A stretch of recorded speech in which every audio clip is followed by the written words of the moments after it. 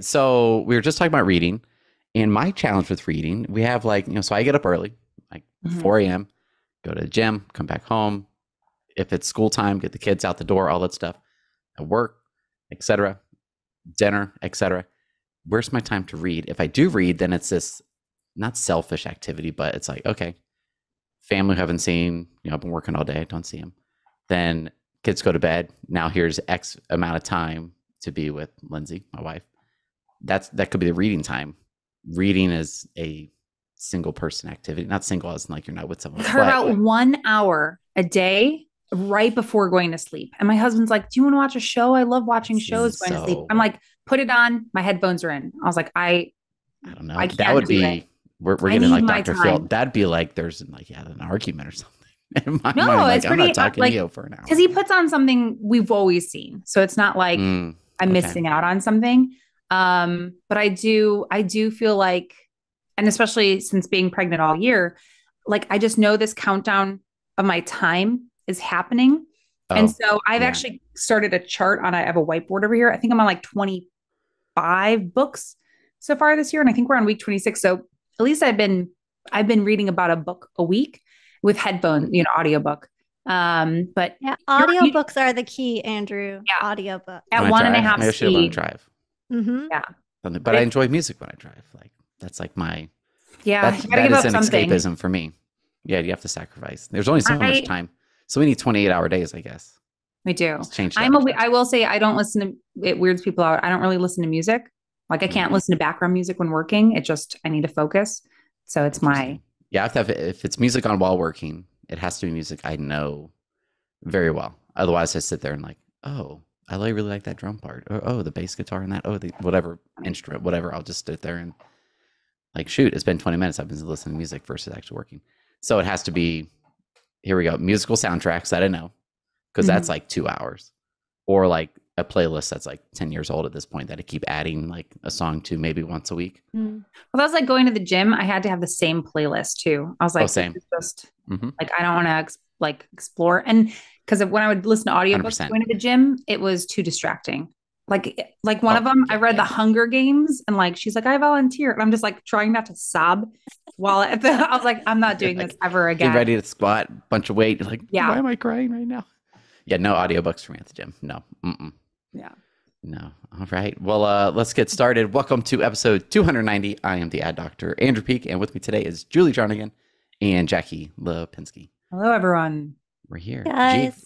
By the time this Yep. comes out, GA4 It's that's our here. life now. Mm-hmm. Google Yeah. Analytics 4 is our life. I'm so excited. Yeah. It's been our life for a while, and Mhm. there will be more and more changes to it, which is fantastic. Yeah. Yeah. Could be We sarcasm don't have saying to that. see I don't the know. we don't Yeah. The we don't doomsday have to countdown. see the countdown Yeah. anymore. We're done with the countdown soon. That's good. Praise the Lord. Get I'm that out of still here. I'm not looking forward to people going, "Oh, I didn't know this was coming," because I think that's exactly what Google is trying to say is you have no excuses at this point. Yeah. It sort of reminds me, some people's reaction, it's like, I'm in Florida. There's a hurricane every year that's going to like be our doomsday timer. And, unfortunately there are like real situations, but where I'm at in Tampa, it's always like, hey, Kevin, like, I don't know what's going to happen. Why I lose power for a week? Sure enough, like nothing happens. This Mhm. is the way it Mm-hmm. goes. And so some people, I think there's a name for it. I know the name for it. I can't remember. You over prepare We talked for about this before. GA4. We talked Yeah. about it. And after a while, you start to not do anything. So I think there's almost two camps to GA4. Those who have been ready, they have everything taken care of. Like they're over prepared. They're ready to go. And this other side, it's like, wait, when is it coming? You're like, mm, maybe it really won't affect you because if you're not in the analytics all the time, who really cares at the end of the day if GA3 is gone and now it's GA4? That's not really the best way to approach it. That's Yeah. that's wrong. But it seems to be like almost polarizing with people that are 100% ready and beyond, and those who are like on the fence. Like, I think I made the property. It's like, okay, like you should have had that going already. I thought I had the term in my phone. Yeah, it's like uh it's just you prepare so well that no one sees it as it wasn't Yeah. chaotic, so you're fine. And so people like underwhelm it. I've been really proud of some marketers who I'll jump on the call and I'm like, how are you feeling in GA4? Yeah, I went to the GA4 training. I've been watching these videos.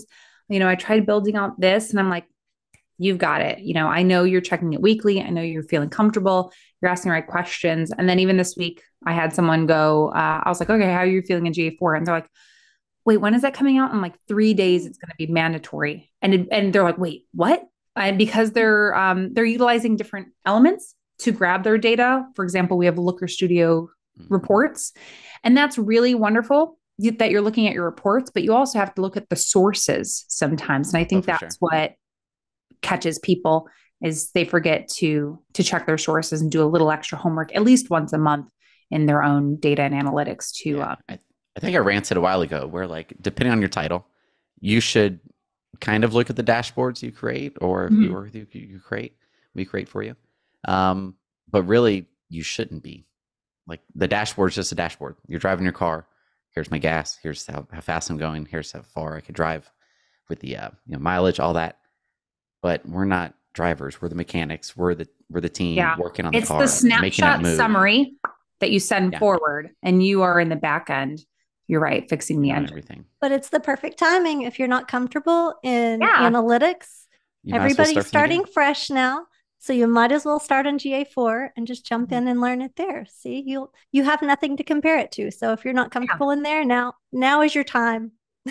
Yeah, agreed. And that'll be my quick story time. I've been pushing the limits of what I know in Google Tag Manager with this GA4 implementation. We work with quite a few builders. They could be working with any of the top, say, 3 or 4 web development agencies. I think we all know the names: O'Neill, Builder Designs, Graphic Language, et cetera, et cetera. Or they're working with a local business who happen to get the contract to build out the website. So they're all quite different. And so with that said, creating events in Google Tag Manager to track conversions, to track form submissions, is different from builder to builder, especially in these like kind of oddball scenarios. So with me, it's interesting. Like today, I'm like, why am I not using ChaptGPT? Like, it just dawned on me, like, I'm doing this stuff, like, and I know what to ask, which is that's the shortcut. That's a secret for ChaptGPT. Really, any of this AI tech is that you have to know the prompting. You have to know at least what you want out of it. You can't be like, create an event in GA4 for this form. Like, that's not going to work. For me, I needed like a very particular regular expression to be written. It's not something I do every day, even though I can read it. I'm very familiar with it, but I just don't do it every day. So I lose that like fluency. So I'm like, let's go to ChaptGPT real quick after spending like 15, 20 minutes of like my head just like exploding. Like, I know how to do this. I've done more harder things than this, but again, the fluency, you very quickly lose that. So I'm like, ChaptGPT, take this string and here's this rule set, XYZ, XYZ, XYZ, and write a regular expression. Pause this for a second, then it starts spitting out what you need. I'm like, well, I'll be damned. I should have done that like 30 minutes ago. And it worked perfectly. I added it to Google Tag Manager, audited it. Everything worked fine. So I'm like, oh, ChatGPT saved the day. It saved me, I don't know, hours. I've used the same, not feature, but I've used ChatGPT now 3 times today on a Thursday, the 29th of June. So that saved me like 3 hours maybe of my life after I decided to use it. So thumbs up for ChatGPT if you know what to do with it. And if you need to know the prompting. That's the biggest thing. I think that's also a life hack that a lot of marketers can realize. And we kind of have at Do You Convert as well. If you spend more than 15, 30 minutes trying to solve a problem, you need to find a different resource for that problem because you're just going to spin in circles. And we just know that you have to loop someone else in. You have to use a different tool.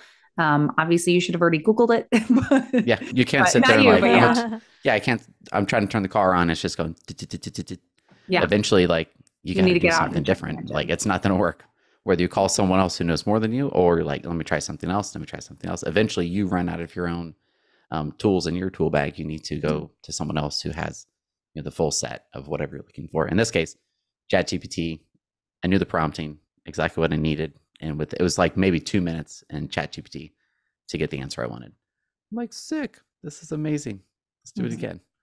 So there's my story. Jackie, what do you got? Or Julie, whoever wants to. I think mine will flow into Julie's really well because I've also some fun feedback regarding her, because I like looked at her little notes. But mine was explaining the why behind your marketing strategies and having clarity behind it. And what I mean by that is I had a call with a marketer, and they're like, hey, this community is really struggling. I've explained to my team what we're doing, but it's not clicking. It's not, and maybe it's them not explaining it well. Sometimes it's just a potentially pushy sales manager. And they just want to hear it from a different source. So I jumped on another 30-minute call with that struggling community's sales manager and the marketer, so we can look at it as a team to understand what we're doing. And it was funny because their feedback was, I think we need to add these search terms. I think we need to add these search terms. And now it's been about a week, and those search terms are not, we did it to show them that we didn't think that those would work because we have these other strategies in place that are working very well. But let's see how that goes and provide feedback. And so we did that, and it's not working, which is what we assumed, but sometimes we need to prove with data. But the bigger story there is sometimes you just need to make sure you have people on your team who are also sharing that same message and your goals. So this marketer built the story. She built the why. She explained the why, but it just wasn't processing. And when we jumped on and explained and went into detail and depth about also and showed, the data behind it, it was, I think, a little light bulb of, oh, okay, no, I do understand. And we explained, this is a process, and it's a 60-day process. And here's what we're trying to prove and disprove at each step over the next 60 days. And I think that was really eye-opening. So the moral of the story is making sure there is clarity behind the why of your strategy, because if things, as we know, second half of the year always gets a little like frantic for people who haven't been in the industry long, on the ground sales, foot traffic usually reduces. We have to explain like what we're seeing, why we're seeing it, historically what we're seeing, what things we can improve, and work as a team to solve problems and create more clarity in the messaging of what's happening when we're trying to identify specific problems even. Definitely. Yeah. Definitely. And it makes me think of not that your coworkers are kids, but you think of like, as parents, we're telling our kids to do something and telling them, you need to brush your teeth twice a day. You need to brush your teeth for 2 minutes. And they don't listen. And then magically the dentist tells them, and then they're like, and they're excited. Yes. You know what I mean? Sometimes they may respect you and you may be doing a good job telling it, but sometimes you just need an outsider to come in from a different direction, and suddenly the light bulb goes off. So it helps to have those extra, consultants, people in your back pocket, other experts, or even just the data. If you have the data, if the data can do the job, it can't always, but sometimes they just need to hear it from somebody else. Agreed. Definitely. I agree. And let's pretend like we're psychologists for a minute. I think a lot of these sales jumping into marketing's arts and crafts time is driven by lack of confidence with the marketer. So like the root of this, not just like, oh, like we need more leads, and it's like this like surface level thing, but I think it's a true, like they don't believe that marketer knows what they're doing. And that drives a fear for that person's paycheck being drastically affected, whether it's gone down or it should be more. So it's like this fear of like the opportunity cost of like, I could have 2 more sales per month, which is XYZ in my paycheck, or I've lost 2 more sales and it's the marketer's fault, not the market's fault. So I think those two kind of could go hand in hand with like, if they're really trying to get in your Cheetos, whatever you want to say, like, why are they looking at keywords? Why are they asking about click-through rates? Like things that really are not their business. I don't know if that's strong to say, but like most marketers aren't like, hey, let me listen to your phone calls real quick when you follow up with those 20 leads that came in last month. I want to go through each one with you. Like that'd be extremely inappropriate. But sales going into like, let me look at your keywords. Why is that click-through rate 8% versus 12%? Yeah. Why is that going on? And I think it's driven by those things. Whether it could be a cultural thing, as far as like sales has higher priority on the totem pole versus marketing. But I think could be like this deeper issue that all these things that we just talked about will build more confidence, or we call it street cred over time. And there could also just be like, personalities clash. Like I don't get along with everybody. I think we're different people. Sometimes that is. Yeah. In this instance, and sometimes I think you're hitting the nail on the head where it's just like, I'm worried that this person I'm helping manage for this community is going to like quit. Like, I just need to know how to explain things to them too. And there does need to be the clarity, because marketing also does need to know what's happening on the site and what the feedback is. So there does need to be a little, like, they need to be hands in each other's there should be a mutual trust and respect. Yeah, but no one should be co-managed. Like, there's no micromanaging. Right. And so for this particular community, we did add those elements because it was a bigger issue, but we did show the person with the data. We're like, hey, we have sent X amount of traffic, which is 3 times more than should be. And it's not a marketing attention problem. Like, not to say we know what we're doing, but we know what we're doing. And here are other issues that we should work on as a team now. And so I think that helped them go, okay, like, I know marketing is doing their job. Even if marketing explains, you're right. Like, we're the dentist and we're saying, like, we know how to, we're giving you instructions to, you have cavities and we need to address your them. Your community has cavities. Like, like, why don't you believe me? Look at them. And then sure enough, like, Jackie comes along, like, yeah, these are definitely cavities. Or Julie comes along. Yeah. Like, okay, cool. Like, thanks, Jackie. Yeah. Julie. Yeah. Which is that is a good thing. Julie, what do you got? Yeah. So I have a ChaptGPT story too. I'm really tired of talking about ChaptGPT, but we had a break for a little bit there. Yeah. We had 4 weeks. This is something worth talking about. So I work with a freelance writer on just a little monthly project we need some writing on. And one month I got it back and I was like, this sounds very ChaptGPT-ish. I was like, I don't know if I'm going to pay, somebody to just pull it from ChaptGPT, but I had never clearly told her, please don't do that. So the next month rolls around and I put in the thing, like, please don't just rely on ChaptGPT, and here are the reasons. We need something unique and fresh and, all the reasons. Yeah. So I got them back the next month, copied it, pasted it into ChaptGPT and said, ChaptGPT, did you write this or did AI write this? And it said, yes, I wrote that. So I don't know how that's why. Accurate that is. But I just want to say, as more and more this comes out, it's a great tool, but there's times to use it and times not to rely on it. And there's times that people can see through when it's not written by a human. Yeah. So, but you also need to be very clear on that. If you don't want it to be used or used in a certain way, or maybe, you can use it to write a headline or closing whatever. But if if there's reasons you don't want it all to come from ChatGPT, just be very clear about that. And then also go back and check it. I don't know 100% if ChatGPT knows what it wrote and didn't write. You would think it does. But it's just an issue I ran into. So keep that in mind as you're working with people, because there's no reason to pay people to type in, please write a blog post about this, and it spits it out. Not at all. What's funny is we don't plan our stories. I think by now everyone kind of knows how we operate. Like, my story isn't even on our notes, which usually we're like, hey, Andrew, do you have a story? You can put something up there, like a word or something. I just kept it in my head.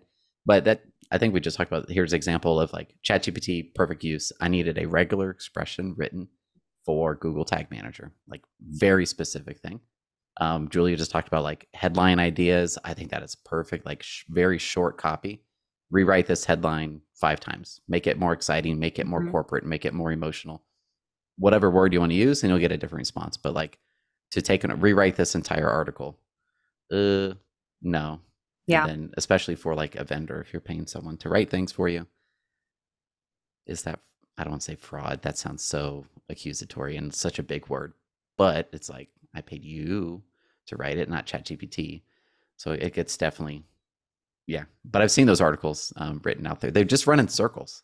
It's it doesn't say anything, but it says enough to get by. To me, they're so obvious. You can spot them. I'm sure you had emails where you're like, why did this person write to me in this weird way? That's not how they are. I think I'm maybe not super casual. I'm professional with my emails, but I'll usually have certain emojis I definitely use, or smiley faces, whatever. That's definitely something I do. There's the human all of a sudden I don't do it. What's our emails? Yeah. Even I think Google half the time is oh, here's a suggested response. I'm doesn't sound like me. Don't know why you thought that was me. But I think to go along with Julie's, we were talking earlier, I have a builder partner. I met with the leader. They were saying their marketers using ChatGPT and it's bothering them because everything sounds too broad. Yeah, that's not. And I was like, okay, again, going back to the clarity, I was like, oh, and what did you say when you talked to them? Oh, we haven't talked about it. I'm like, you can't got to do that. Like Julie addressed this person and said, this is not, these expectations of what I need from you are not happening. And I need the human element, and that human element's missing. And you don't want to miss that human element. And I think there's been confusion too of like Google positively or negatively reads ChatGPT and computer AI copy and how it reads, so don't ever take that 100% and paste it. Like you can use it for inspiration, like you used it for a little like help or crutch, but you really do need to add the human element back into all of these things that you are doing, even if it's ChatGPT-esque or, but I will say it does seem to help a lot of people with like writer's block, which for sure is a nice start. Imagine you're submitting to the Builder Show a submission and you want 20 different headlines to just give you some idea. Like, oh, that is a perfect use for it. And you could put like the audience is this, the topic is this, and it just pulls in words that are closely related to, say, marketing and online sales and all that. So yeah, use it, but don't abuse it. Oh, I like that. There you go. It even rhymes. So let's go on to the news. First one from our very own Jen Barkin, the evolution of online sales and tattoos. What did y'all think about this one? It's such a good story. It's such a good story. Hits you in the heart. She said for years she was looking for this tattoo and how it was just a personal experience, and how the person really prepped her properly.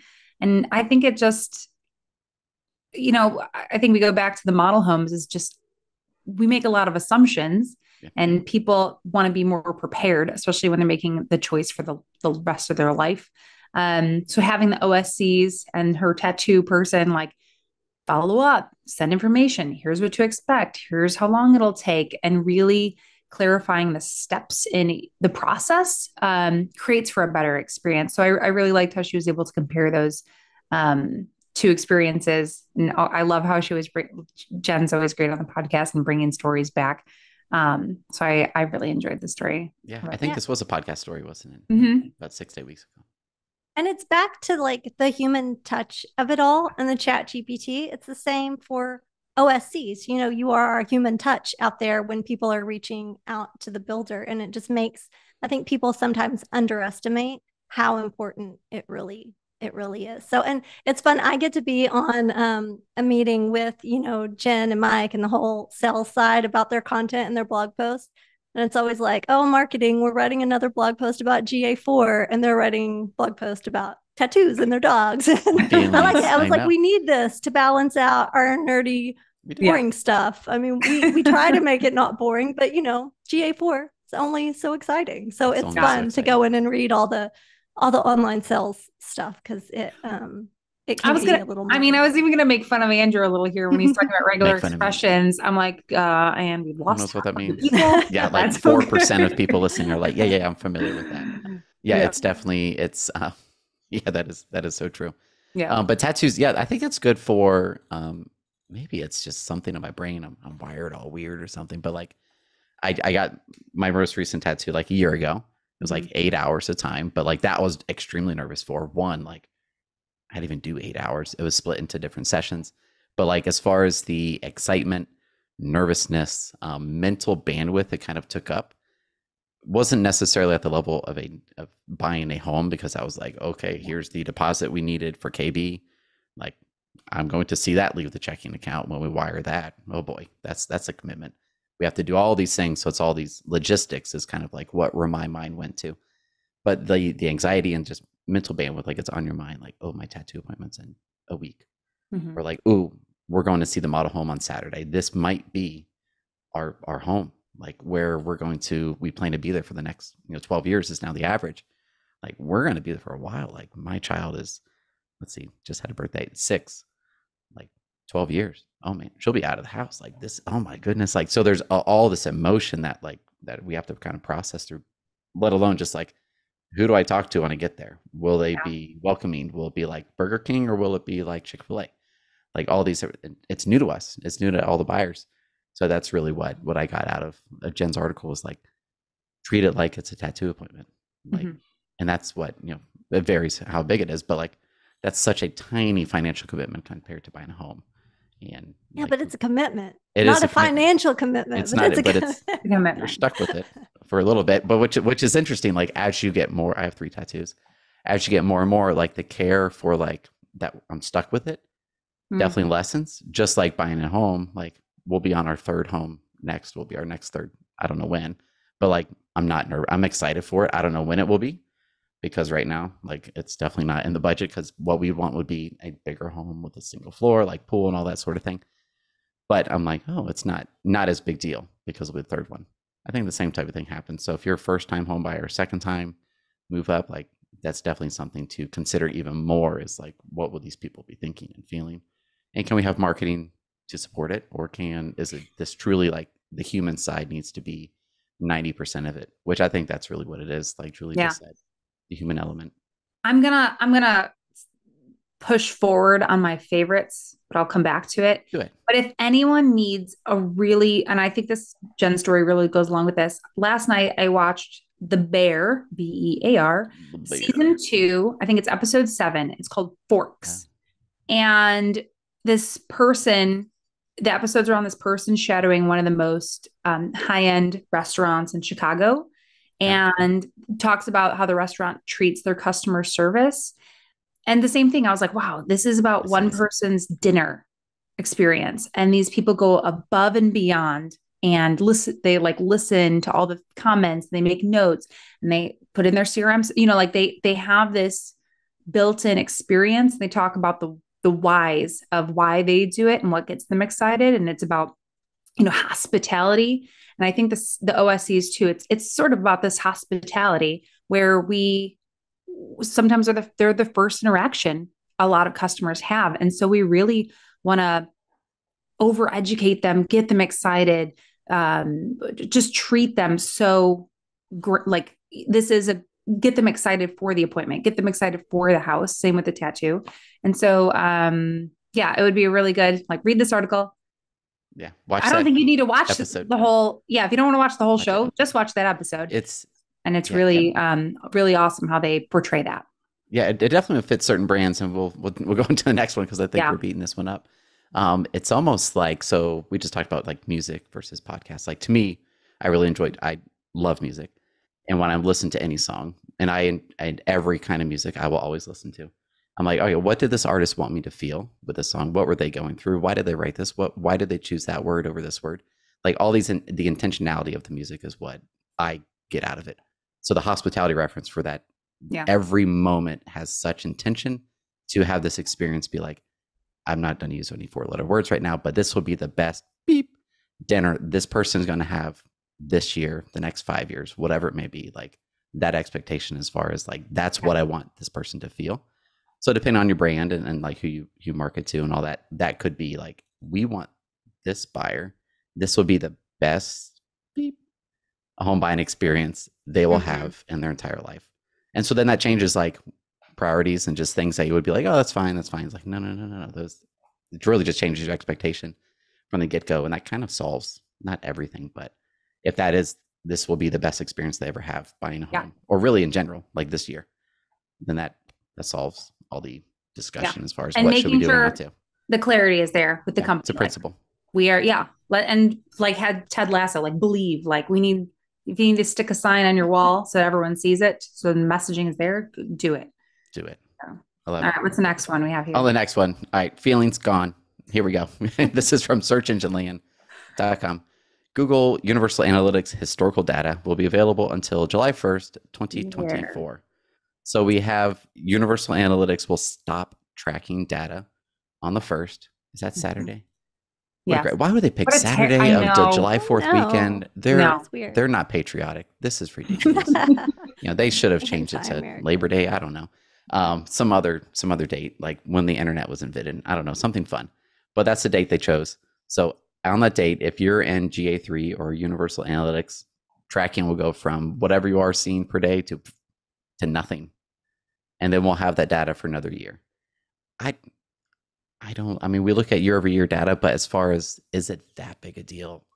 I'd be hard pressed to feel like this, like, is something you should be concerned about. It is good to have that data, but that should be like, okay, if we're making a decision, where should we put budget this for the month of July? Looking at last year's data, in particular for the market right now. If we had normal times from like 2018, 19, 20, and there's nothing that really changed. There wasn't the pandemic. There wasn't the crazy interest rate fluctuations. Yeah. But right now in this environment, I'm like, we can't really use 2022 data anyways. Yeah. Like, for our market, what do we do with it? I think the historical data is always valuable because our markets are so, cyclical with the seasons. And, but yeah, I mean, once it does roll out, we'll at least have ideally a year over year with GA4 to compare. But it's kind of nice to like clean the slate too, of like, okay, we're starting fresh. I'm excited for it. Because it's hard. I mean, I've been having meetings, even though I wrote an article about why there's no cost per lead industry average number and you have to use your own data. There's still people who are like, well, I just, I want to compare to everyone at all times with everything. And it's like, remember, your data is always going to be the best to review off of. And even the most recent year, like we'll go into Google Analytics. We usually don't do many, many years of comparison because those aren't relevant. And even the cost of your house or the interest rates, like those aren't really reflective of this small window of time we're working in currently. So I think for our industry, and what the article says is there are resources that we will be able to use to back up the data, which will be, I think, beneficial and everyone should do. But in terms of how aggressively we'll use past data moving forward, I think just this month, July 1st, 2023 to next year is where we're going to just start fresh and it'll be better. Agreed. I think some data that is outside of GA that you'd want to have is, cost per sale. And then your own internal cost per lead, however you want to do the math on that. But that's good to track. Like, say you had that from 2019. All right, our marketing cost per sale went from 800 to 2,000 per home. Just like simple Facebook, Google, syndication, etc. Whatever you want to do, just keep it consistent. Then how many sales do we have that year or that month, and just track that over time. I think that's important to have. Agreed. There's all these variables that affect it. So it's not like it's only marketing, but it's like interest. I was going to say one variable that might also be interesting to track is like, well, what was the cost per home? Like what was the average house say like cost too? And then like a percent of that versus. Yeah. Might be overkill, but I think I think we just have those quick little snapshots. Sometimes it looks scary. And that's what some builders are like, hey, my cost per lead went up exponentially. It's like, well, yeah. Here's why. And they go, oh, okay. Yeah, that makes sense. Yeah. It's almost like it's like your own internal Big Mac index. Like, all right, so we have minimum wage and we have the cost of a Big Mac. They're not related. Some would say they are, but it's not causation. So if we could afford with minimum wage 3.1 Big Macs 10 years ago, maybe it was 6. So you go, okay, well, like what's happening here? I think the same thing could be done internally as far as we went from $800 per home per sale to $1,200. But look, it's actually, we went from 1% to 0.8%. So while it is more expensive, we're actually doing better. Mm-hmm. And as always, think about who you're sharing that data with. Internally could be you or you and your, sometimes that number is just going to throw off certain people in your company and get them down a path they don't need to be down. So sometimes track it and you know what it is and you share it with the people that understand it and it's relevant to, but you don't need to go share it. Yeah. Don't just say, here's the numbers. Like you need to build the story. And I think that's where a lot of builders, just the clarity of messaging and the story building behind the data is sometimes just as valuable as the data itself. Yeah, absolutely. So. Yep. 100% agree. Well, another one from Search Engine Journal. Google is in hot water, billions at stake as YouTube ads found to violate terms of service. So this one's interesting. If you set up a YouTube campaign, there is a checkbox that is pretty obvious. It says other networks, other display networks, other video networks, and YouTube. So you have 2 boxes. It's almost like if you set up a search campaign for google.com, there's a button that depends on how you create the campaign. It will show your ads on the display network. So not search campaigns. So it's almost like you're leaving a setting on. And so Wall Street Journal reports that 80% of YouTube ads violate terms of service, potentially costing Google billions in refunds. So the issue is that ads are being shown outside of youtube.com. They're muted. They're beneath the fold. They're almost hidden, yet Google is still charging for those. Now they have a lower cost per CPM, so cost per 1,000 impressions that they're shown compared to YouTube. So I don't know. I don't know if this is a everyone sucks here scenario, or is YouTube the ones in the wrong, or is the user who left the button check the one in the wrong? I don't know if this goes to court. I don't know if it will or will not. What the court would decide. It's not like it's not very hidden, the button. It's not like you have to go out of your way to find it. It is right there when you create the campaign. If you go to campaign settings, it is right there. Reporting is relatively easy to find this information. Did y'all find anything? I mean, it's a relatively short article. The Wall Street Journal one had a bit more. But you're like, okay, is this just hating on YouTube and Google? Yeah, some of the things the article talked about is, when a company puts out an ad, they have expectations of where it's going to show. And there are some things where it was even like the U.S. Army ads were found on websites that were questionable, like that would spend misinformation, because you just have the sections of like, oh, ads can show here, pirated content. So I think it was just, hey, we are being represented on websites we do not want to be represented on, and the expectations were not set properly. So I don't know. I feel like it is an everybody kind of sucks situation, because there's, I don't, and how many people have ever read the terms of service of something? Like zero. Like attorneys who want to sue and make money on it. That's who that's who reads it. Or Wall Street Journal who wants traffic. And that's where Google had a response. Google said the report used unreliable sampling and proxy methodologies to essentially get this claim. So they're questioning like, well, cool, you have your data, which this is great. We should all be skeptical of any data that we see. Google's going like, it's unreliable. Your data's wrong. You cannot have the data for all of our advertisers. That's ours. Like, there's no way you could get that. So, okay, there's some validity to that. So it'll be interesting to see where this goes. I don't know if people will see refunds applied to the account. It'll be interesting if it's like, here's your $4. Thanks. I feel like here's your $4,000. Yeah, they might spin it as, you now have a surplus of this money to use again. Yeah. So it's more like it'll definitely be a credit. But it'll be credit. Yeah. Yeah, which, we're monitor spending it anyways. So, Julie, have anything for this one? Yeah, no, I think y'all covered it all. It was mostly the accounts they were looking at were the huge accounts, were the Coca-Colas and McDonald's and all of that. So I don't think that any builders have spent thousands on these terrible, maybe they have. It depends what they're doing. But most of you, they were looking at the big ones. But yeah, just pay attention if you don't understand something. I think what it was is how they were wording it. It looked like that they had audited where it would be for quality, like it's only on these other side quality high, and that wasn't necessarily the case.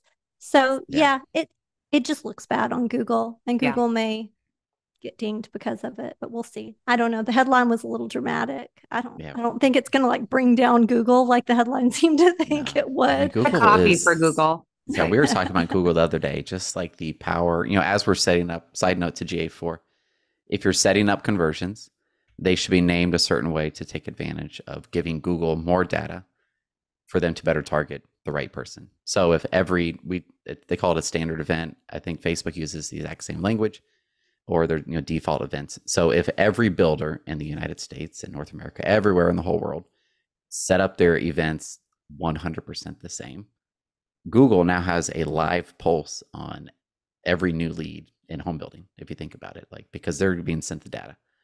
That's pretty powerful. I mean, that's insane. Like, we have, home builder data as far as the not the snapshot, but the aggregate data from 100 plus builders. Well, this would be like every builder everywhere, real time. It'd be very cool. So they have a lot of data at their fingertips. That this is just a side note, but like thinking about that, like, oh, like that's pretty powerful stuff right there. Yeah. More than Facebook, more than anybody, anywhere. Real life data as far as leads coming in for home building. So okay. Yeah. So they're going to be scrutinized, and they should be scrutinized. Oh, for sure. It's a good thing when people start looking into this stuff. But yeah, great power, great responsibility. Yep. Spider-Man, something like that. Cool. Last one here from the buildersdaily.com. Buyers now can swap an old home for a new home on the same site. So I read this one 3 times. It is a little It took me 3 times to read it. Okay. It just was written not the way my brain operates. I'm so glad you say that, because I also am like, this is because if Julie agrees, and Julie has written a lot of darn books. Yeah.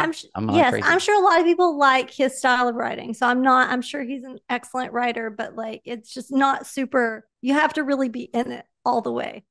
Yeah. It was good, but it took me a while. I'm like, what am I missing? What am I missing? Why does this warrant an article?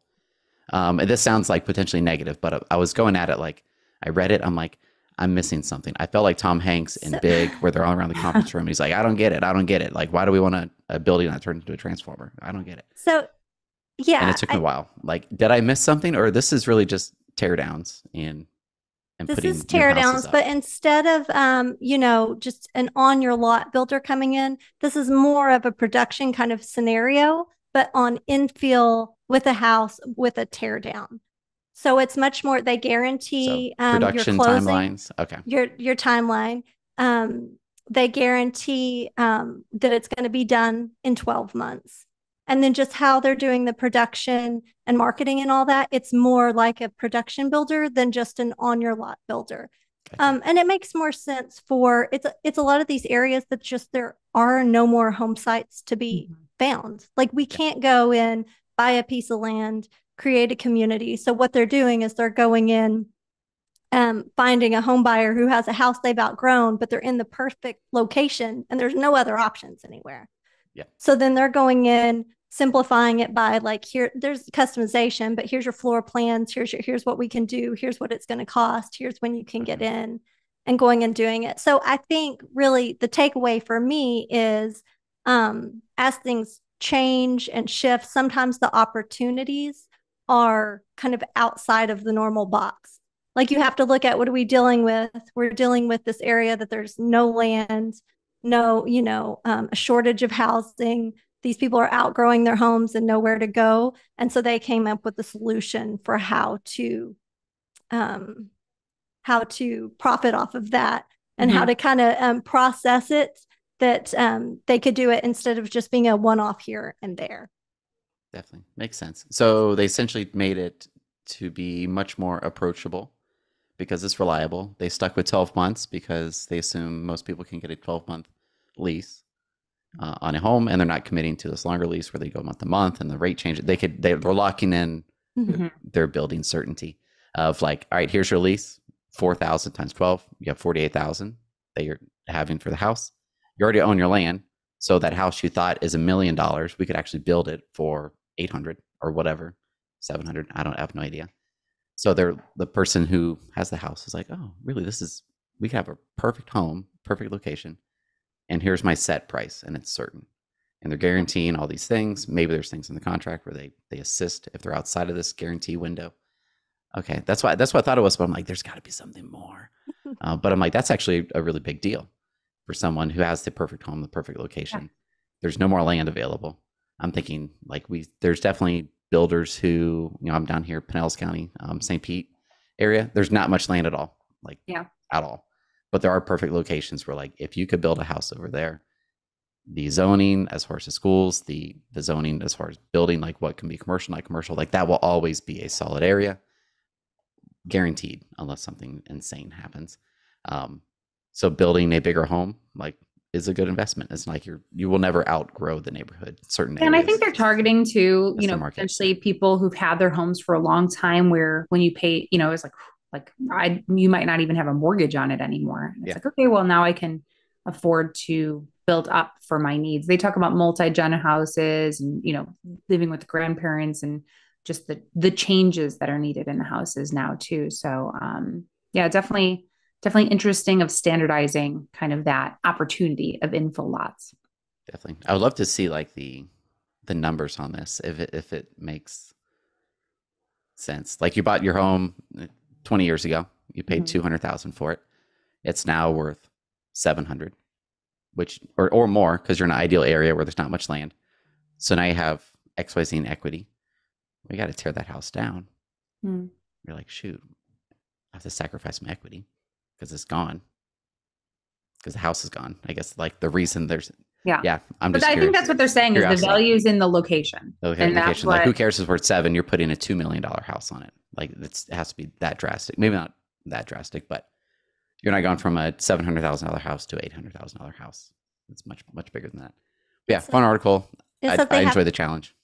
500 build sites: Northern California, Southern California, Pacific Northwest, Colorado, and Arizona. Yeah, I was gonna say it makes sense for Pacific Northwest. I mean, there's a lot of companies here who are just like specializing in DADUs, detached dwelling units, and it's just like, here's the opportunity for you to make more money in your house. Just do this with, if you're not utilizing your yard, let's make this happen for you. So yeah, interesting. That's interesting. Yeah, we this is not an article, but we could put the links up. We were talking internally just about Airbnb and rates going down, and it was interesting. Like, two different data sources, two different stories entirely.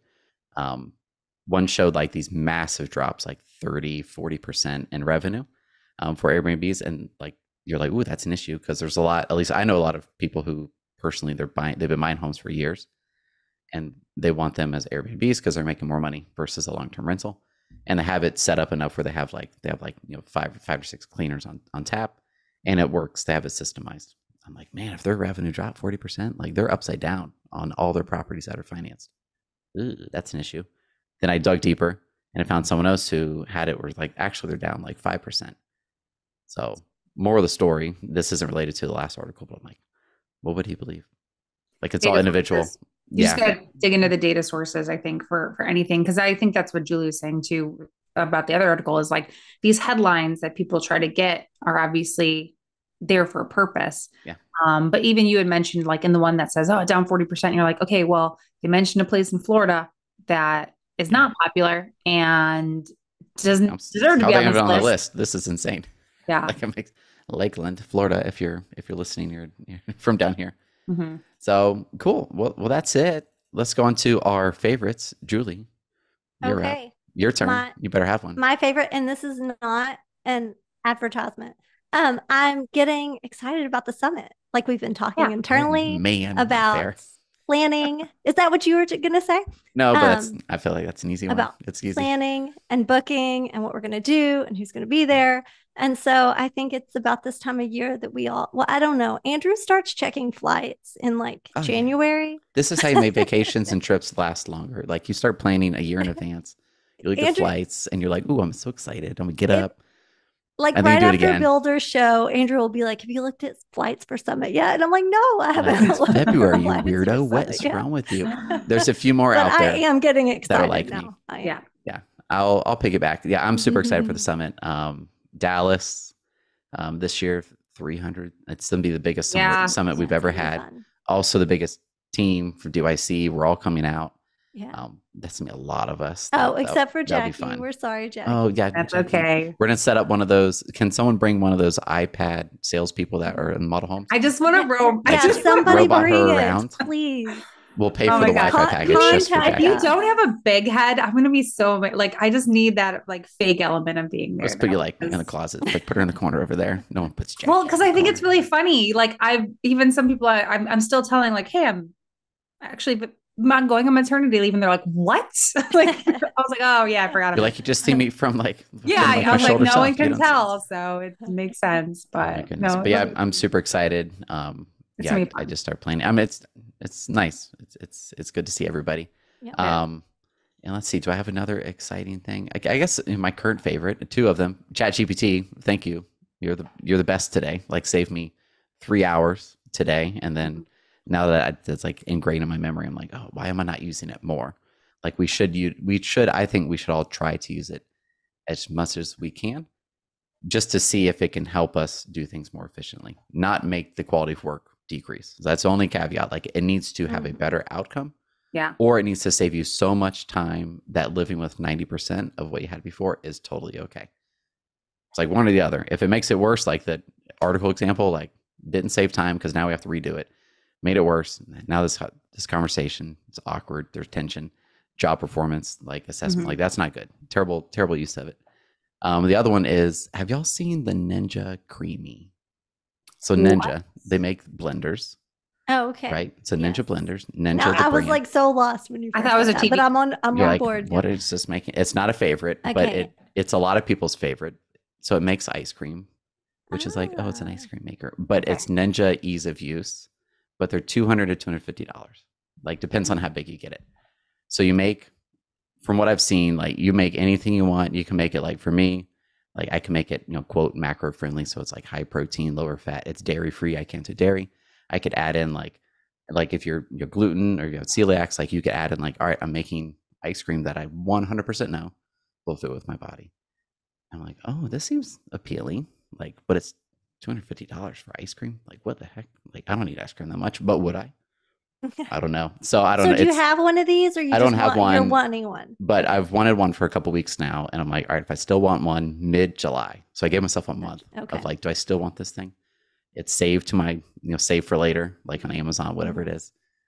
So we'll see. I'm being patient, which is not me. I've already said this. You make an Amazon list, a wish list, and you share it with your family for every single holiday, because then I love that. They know, but you don't know what you're getting. It's just anything on there. Studies have shown that I feel like I have to tell this story all the time. Studies show that what people want is what they ask for. Because I remember like getting gifts for my wedding and getting like this weird green giant bowl. And I was like, I live in a tiny apartment. Like, this doesn't fit in my cabinets. Thank you. And I was like, just get me the things on my list. And it's like, it just, people listen at that point. So my favorite I'll go into was the team threw me a sprinkle, and it was so nice. That's the second one, right? Unexpected. Yeah, second one. Because I was like, I don't know what I need. But I got some little upgrades of things, and I got this wagon that is, I push my son goes to daycare like 10 houses away. It's awesome. And I can't really walk really well anymore because I'm waddling aggressively. Sensei, you kind of like waddle. Yeah, I'm super. Yeah, jokingly bring it up every time. But just those things that like I think as not that I get older, but just as I think about things that make my life easier, or I appreciate the things that take the little speed bumps out of my day. And it was like pulling a wagon, but now I can push this wagon that has shocks. I'm like, this is awesome. And the same thing, you were talking about ice cream mixer. I got this thing called the Baby Breeza Formula Pro Advanced Dispenser, which is like a kind of a lot of words. Yeah, I just had to Google it. It's kind of like a coffee maker for formula. So, because I know I'm going to be up every 3 hours, what's going to make my life easier? And I think the same thing goes with like, that's the OSCs, right? Like, hey, I just need someone to help me make my life easier when I know I'm going to be really, really stressed out. And like, when buying a house, you're about to be stressed. There are not going to be, every moment's not a happy, blissful moment. And so having those things that even incrementally improve your life is incredibly helpful when going through big life changes. So anyway, I'll let you know how that goes. I haven't used it yet. Let me know how it goes. I feel like that's like, I remember like, are you supposed to microwave water? I don't know. Like, you do after a while, right? It's not good because you burn. Oh, my first kid loved cold water. He was the easiest child in the world. I was like, but this, I'd imagine this makes it like perfect temperature. It's room temperature. Yeah. I think it makes perfect little bottles. And then, that sounds, if I ever had another child, which I'm not, that sounds amazing. You can babysit this one. And if Jackie goes missing on the podcast, this might be the last one. I think I have one more in me. No, don't say that. Don't say. You could take an afternoon and like come back in, like on maternity leave, don't right? Make me do that from the podcast. If you need to see from people, the hospital, please. Yeah, first time for everything. You're cutting me open right now. I will not have a favorite for that story for that podcast. No, I made it. Favorite would be like a meal afterwards that you're like. Oh my god, I'm so looking forward to sushi. Like, I already have the menu. My phone, but that's a whole different story. I come home getting this sushi bowl thing that I've been wanting for. It better be as good as your expectations are for it. I've hyped it up too much now, so it'll be interesting. But awesome. Nice, Other than that, last thing I want to plug, Andrew, your webinar. Oh yeah, the webinar, which is in DYC All Access. I think we'll be posting it on the social before and emailing it out before this is even released. But watch it. It's with Sarah and I. We go through all the little subtle changes that I think add up to be like, oh, I'm glad I watched it. It's like half an hour long. It's not a big deal. My favorite way, this is my favorites thing. I cannot watch something on my computer because I want to watch it and work at the same time. Yeah. Which doesn't work. You can't process that amount of things at one time. So I use it. What's it on your iPhone? Screen mirror. Like throw it on TV, get some popcorn or lunch, breakfast, coffee, whatever, and sit there and hang out, take notes. You might feel, at least when I initially started doing this, I started doing it for the DYC Pulse that Mike and Kevin sent out to our builder partners. And I'm like, I feel like I'm wasting so much time right now. Like, because it's 20 minutes of sitting on the couch during the day, typically, or at night or in the morning. But I'm like, I could be doing something else. But I'm like, this is the most productive 20 minutes I could do solely focusing on this one task at a time. So screen mirror. Screen mirror. Get in the loop. See me in 4K or 1080p, whatever. But don't, the big story there is just like GA4 is here. Don't get too stressed. Accept it. See the differences, because you're going to be asked what the differences are.